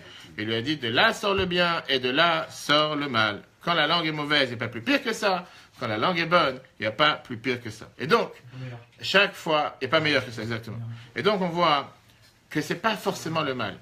Quand tu veux faire du bien à quelqu'un, c'est bien de parler sur lui des bonnes paroles. Parce que quand tu parles des bonnes paroles, automatiquement, tu vas faire en sorte que le bien va se dévoiler concrètement. Combien devant lui, pas devant lui, j'ai un exemple. Combien le rabbi nous a enseigné que tu peux avoir des fois affaire avec un juif qui est le plus mauvais pour certaines personnes, le plus mécréant, le non pratiquant, le non religieux, tu vas le décrire de n'importe quelle étiquette. Trouve-lui toujours quelque chose de positif. Trouve-lui toujours une mitzvah positive. Pourquoi? Parce que quand tu parles du mal d'une personne, automatiquement tu attires la foudre sur lui. Quand tu parles du bien d'une personne, tu attires les forces du bien sur lui. Tu vas voir un malade, et quand quelqu'un te dit, moi je ne mérite pas, moi je suis pas si, et combien ça m'arrive? Je vois des gens, et des gens se rabaissent tellement, ils ont tellement peur. Vous savez, monsieur le rabbin, moi je suis pas un bon juif. Tout à l'heure, je vais montrer. Je vais aller voir quelqu'un, il m'a dit, écoute, je vais être franc avec toi, ma femme n'est pas de la communauté juive, ma femme est évangéliste. Qu'est-ce que tu vas aller parler ou rabaisser à une personne? La personne, elle sait ce qu'elle fait, elle sait ce qu'elle est. Va, toi, parler positif. Tu rentres devant un malade, tu rentres devant une personne. Quoi qu'il arrive, la situation la plus catastrophique sur Terre, trouve le point positif. Vous êtes merveilleux, mais vous avez certainement fait des bonnes actions. Regardez la chance que vous avez. Toujours, je ne parle pas dans un enterrement. C'est ce que j'essaie de faire à chaque fois quand tu prépares pour un enterrement.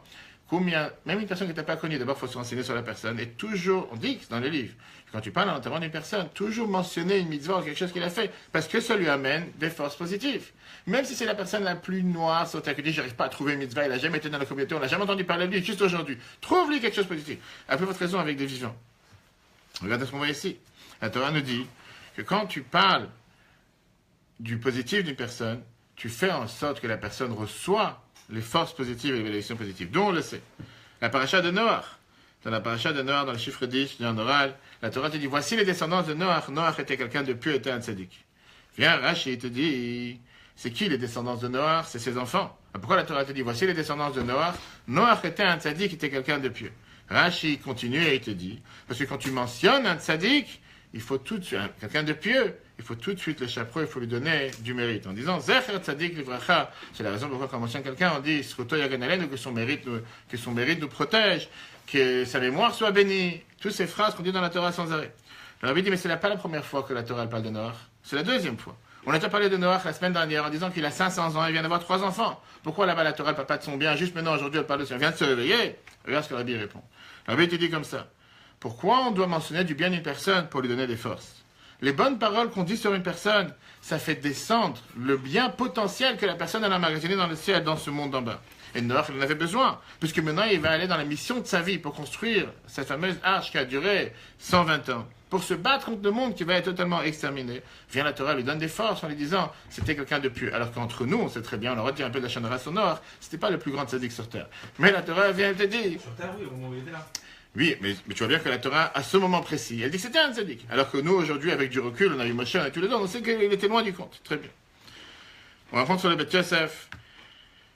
Le Beth Yosef, il s'est fatigué une fois pour répondre pour une question, et après qu'il a réfléchi sur la réponse, il a entendu un simple prof donner la réponse si facilement, alors que lui s'est fatigué toute nuit pour trouver la réponse à cette question. Et donc, il s'est affaibli, il s'est dit, c'est pas normal. L'autre, il a la réponse comme s'il n'a rien fait de spécial, et moi, je me fatigue toute la nuit pour avoir la réponse à cette question.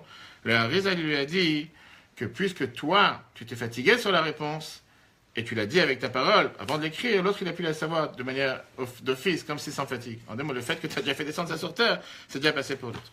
Le Rabbi avait plusieurs fois dit la fameuse histoire avec Miriam Bat Bilga, cette fameuse fille de Kohanim, qui s'était convertie, qui s'est mariée avec un grec et qui est partie taper le temple et qui est rentrée dans le temple avec sa chaussure. La Gemara nous raconte qu'elle a pris sa chaussure, elle a tapé sur l'autel qui était dans le temple en disant Loukus, Loukus, Lou, pourquoi tu manges l'argent des Juifs et quand ils ont besoin de toi, t'es pas là pour eux.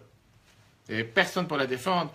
Le Rabbi en 1965 a pris la défense de cette femme, Miriam Bat Bilga, en disant même une fille pareille, qui s'est détournée du peuple juif, qui s'est convertie à la religion qu'ils avaient à l'époque, qui s'est mariée avec les ennemis du peuple juif, qui est rentrée dans le temple pour saccager, pour massacrer le temple, qu'est-ce qui lui fait mal au cœur? Quand elle arrive devant l'autel où on amenait les sacrifices, elle le tape en disant pourquoi tu ne pardonnes pas au peuple juif et pourquoi tu n'es pas là pour eux quand ils ont besoin de toi. Montre qu'elle a toujours une échama. Pourquoi la Bible a fait ça? Pour montrer qu'il faut toujours avoir un mérite sur une personne, alors que c'était une personne qui c'était très dur à trouver un mérite sur elle. Terminons avec la dernière phrase, la Yom Yom, le Rabbi précédent il amène, le Rabbi dit la fameuse importance de dire des paroles de Torah quand on est au travail, de dire des paroles de Torah quand on est dans la route, parce que la parole... Quand on est au travail. Quand tu es au travail, tu prends pour ça dans le bureau, on doit avoir un chitat, Chumash, Telim, Tania, d'ouvrir le livre de psaume, d'ouvrir dire un psaume. C'est pas parce que je suis au bureau que la religion, des fois, elle dit, moi je mélange pas les deux, monsieur le rabbin, la religion c'est à la maison, le bureau c'est le bureau. Quelle différence? Le bureau tu dors pas, le bureau tu ne manges pas. Et la réponse elle est, pourquoi? Parce que quand tu parles la parole, ça dégage des énergies positives et ça purifie l'air. Et plus on parle positif. Et pour ça, une dernière parenthèse, monsieur Narta, parce qu'on est entre hommes, tous confondus, tu mets le chapeau. Combien on a un devoir de parler positif dans notre femme, pas seulement devant elle pour lui faire plaisir, même entre hommes, même quand quelqu'un se rend compte, et il va toujours dire oui, mais elle est comme ça, mais elle a fait ça, mais t'as vu ma belle-mère, mais t'as vu mon... Qu'est-ce que tu vas parler pour parler? Et quand tu parles du positif, tu fais descendre des ondes positives. Quand dans la maison, on parle positif, quand dans la maison, on parle du bien, positif. Qu'est-ce que tu vas faire peur à un enfant? Le loup, il arrive. De quel loup tu parles? De quel chien tu parles? Qu'est-ce que tu vas raconter des histoires? C'est tellement plus simple de dire à un enfant, si tu ne vas pas dormir, je ne suis pas content.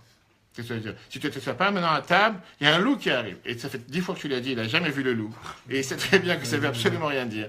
Et il se moque de toi. Par ça, tu dis un mensonge. Dis-lui les choses de manière vraie. Tellement important, je termine avec une dernière histoire pour ce soir, et après je vais laisser tranquille. De quel loup toi aussi tu parles d'un loup? Fais parler d'un loup. Qu'est-ce que tu dis? Dernière histoire ou pas? Ok, ça Donc, il faut raconter des trucs bien sur sa femme. Mais surtout, pas seulement sur sa femme, sur tout le monde. Tu peux dire du bien des gens. Encore une fois, maintenant, encore une fois, on a comme on a dit tout à l'heure, il y a des fois des situations négatives que tu ne veux pas être avec, une situation négative, quelqu'un dans une communauté, quelqu'un qui se comporte mal. Mais comme j'ai dit, tu peux parler avec la personne, tu peux essayer. La Torah elle-même a dit que des fois il faut mettre quelqu'un à l'écart, des fois il y a certains comportements qu'il faut avoir. Mais il y a des manières comment le faire. Quel est le but de raconter une histoire? Et surtout quand tu sais que c'est pas forcément vrai, que tu n'as pas forcément une preuve. Tu as une preuve, etc. Tu peux t'asseoir, parler à un raf, parler avec des personnes, comment faire, quoi faire pour que la situation change et s'arrête. C'est pas pour ça qu'il faut tout avaler et toute situation noire, dire c'est bien, tu parles, tu cries, c'est pas grave, continue à parler, continue à crier, fais n'importe quoi. Il y a un moment qu'il faut aussi mettre de l'ordre. Parce que c'est comme ça que la Torah elle a besoin, qu'il y a des choses qui sont permises, des choses qui sont interdites. Pas parce qu'il faut parler du bien, qu'il faut tout permettre, tout va bien. Mais il y a des manières comment regarder les choses, il y a des manières comment... Encore une fois, la Torah te dit toujours la phrase, il faut juger la faute et pas le fauteur. La faute est grave, le fauteur il n'est pas méchant, le fauteur il a fait une faute, mais la faute elle est grave et la faute il faut condamner. Tu ne peux pas rester en disant la faute elle est bien. La faute elle n'est pas bien. Mais le fauteur c'est pas de sa faute. Un enfant qui a ramené une mauvaise note, ça ne devient pas un mauvais enfant. C'est un très bon enfant, qu'aujourd'hui il n'a pas eu la bonne note. Mais c'est pas ça qui le rend mauvais enfant. Et tu punis la note, tu punis pas l'enfant. Oui, qu'un enfant qui a fait une mauvaise note. La faute de fauteur. La Torah te dit la fameuse phrase qu'on demande à Dieu que Dieu il extermine les fautes et pas les fauteurs. Dieu n'est pas là avec un bâton pour tuer quelqu'un qui a fauté. Si tu penses un instant que la Torah c'est un plan vigipirate, alerte attentat, il n'y a pas besoin d'avoir ni Kippour, ni Elul, ni tout ce qu'on demande 3 fois par jour, pardonne-moi. Après la première fois que tu fais une faute, on coupe la main, on coupe le pied, on coupe la tête, c'est terminé. Comme ça, c'est dans notre endroit. Tout est excusable. Ça dépend comment, ça dépend par qui, ça dépend de quelle manière. Mais la Torah te dit de tout le monde. La Torah elle te dit clairement, et c'est écrit dans la Gemara, que si quelqu'un il fait tchouva, la Gemara Zakhan Natania, chapitre 7, il en parle longuement, même pour les fautes les plus graves, quelqu'un qui fait tchouva avec tout son cœur, par amour, c'est un niveau élevé, c'est pas simple, c'est pas comme faire tchouva par crainte, faire tchouva par amour, il peut même faire en sorte que des choses qui sont arrivées sur terre, qui sont irréparables, inimaginables, il peut les transformer en mérite. Pas seulement les transformer et les effacer. Chacun son niveau. Pour ça, il faut apprendre. Mais comme je dis, c'est pas pour ça qu'il faut se voiler la face. Il faut savoir que concrètement, on doit parler, mais parler pour dire du bien, parler pour des paroles de Torah. Et c'est pour ça que quand on est assis, on parle les paroles de Torah à table, quand on parle les paroles de Torah dans la maison. Et quand je parlais avec mes enfants, on parlait encore une fois récemment par rapport au fait de chaque repas qu'on a à la maison, on parle 5-10 minutes de paroles de Torah, différents sujets. À plus forte raison Shabbat. Et je leur disais, je ne sais pas qu'est-ce que ça peut être un repas de Shabbat. Quand des gens ils sont assis 2-3 heures, il n'y a pas une parole de Torah qui est dit. Il n'y a pas une parole. Et quand tu commences à faire tu en fais un enregistrement de ce que les gens ils parlent pendant 2-3 heures, tu te dis, mais qu'est-ce qu'ils ont parlé? Tu fais la synthèse de l'un, de l'autre, de la rue, des trucs, de l'habit, de l'un, de... Et pourquoi? C'était des paroles que tu aurais pu éviter. Et c'est surtout quoi? Les enfants, ils sortent de la table et ils se disent, ça c'est la table de Shabbat, ça c'est ce que je m'intéressais, ça c'est ce qu'on voulait me vendre. On a parlé du mal de l'un, du mal de l'autre, du bien de l'un, et pas forcément. Et au final, tu finis par forcément parler du mal. Et par les paroles, il y a tellement de richesse dans la Torah, il y a tellement de cours intéressants. C'est vrai que on peut regarder Facebook, mais il y a tellement d'autres cours intéressants qu'on peut prendre avant Shabbat. Et c'est important de se remplir la tête avec des choses positives. Et la Torah te dit une phrase suivante, la pensée agit 24 sur 24, 7 jours sur 7. Ça n'existe pas être neutre. Ou tu parles du bien, ou tu parles du mal. Ou tu es occupé avec des choses positives, ou tu es occupé avec des choses négatives. Tu ne peux pas être neutre. Parvé, c'est seulement dans la cuisine. Dans le reste, c'est pas de parvé. Ou tu es en train d'utiliser ton temps constructivement, positivement, ou tu utilises ton temps négativement. Ça n'existe pas, j'utilise pour rien. On n'a pas forcément dit utiliser en faisant des interdits, en faisant des choses interdites. C'est ce que Tania nous explique. Il y a des choses neutres. Mais pourquoi ne pas utiliser ton temps constructif? Tu es avec ton enfant, tu es 10 minutes avec lui, assis-toi, parle pas. Pourquoi toujours l'autre il n'est pas bien, lui il n'est pas bien, lui c'est pas bien, lui il est... Et un enfant, quand tu fais la synthèse à la fin de la journée, c'est pas le cours maintenant, c'est pas le sujet, c'est qu'il te dit combien de fois tu lui as dit t'es bête, t'es tordu, et combien de fois tu lui as dit c'est merveilleux ce que tu as fait. Il fait le calcul à la fin de la semaine. Et il se dit, sur tout ce que j'ai fait cette semaine, j'ai entendu, t'es sale, t'es pas propre, t'es pas ordonné, t'es pas à l'heure, t'es pas bien, c'est une mauvaise note, c'est mal. Et peut-être il a entendu une fois ou deux bien. Parlons du couple. Combien de fois tu dis à ta femme, ça c'est pas bien, ça ça aurait pas dû être, ça j'aime pas, ça c'est... Est-ce que autant de fois tu as dit, ça c'est très bien, ça c'est magnifique, ça c'est énorme, je sais pas comment tu as réussi à faire une telle chose. Et valoriser pour chaque effort qu'elle a fait. Je m'ai dit ça, elle n'est pas là, je pensais pas qu'elle était là. Je donne un doigt. Et quel mal. Je vais te raconter une dernière histoire. Je parlais avec un couple la semaine dernière, dans laquelle la femme, elle me raconte comme quoi le mari, il reconnaît absolument pas tout ce qu'elle fait. Pour lui, il fait tout et elle ne fait rien. Et je lui dis, c'est toi qui dois mettre en valeur, c'est à toi de faire en sorte de mettre en valeur, de lui montrer qu'est-ce que tu fais pour lui. Et tu as des gens, aujourd'hui, encore une fois, on est entre hommes, tout le monde, dans lequel, des fois, tu as des hommes qui s'imaginent tellement que la maison, elle tourne sur une machine. Tout est automate. Les enfants, ils vont à l'école par un Uber, ils reviennent avec un autre Uber, ils sont dans la machine à laver tout seuls, le manger, il est fait tout seul, les enfants sont partis dormir tout seuls, ils sont levés, tout est tout seul. Et la question que le monsieur il demande, pourquoi tu ne m'as pas préparé mon petit cachet à la porte du lit? Pourquoi tu ne m'as pas préparé, je sais pas, ma cravate? Ça, c'est ce qui dérange. Mais il a oublié que derrière, il y a toute une maison qui court. Et en plus, quand elle travaille, etc. C'est pas le sujet de ce soir. Très bonne journée à tous. Et très bonne soirée à tous. Et bien sûr, la paracha, tellement d'autres sujets, on verra ça dans la semaine si Dieu veut.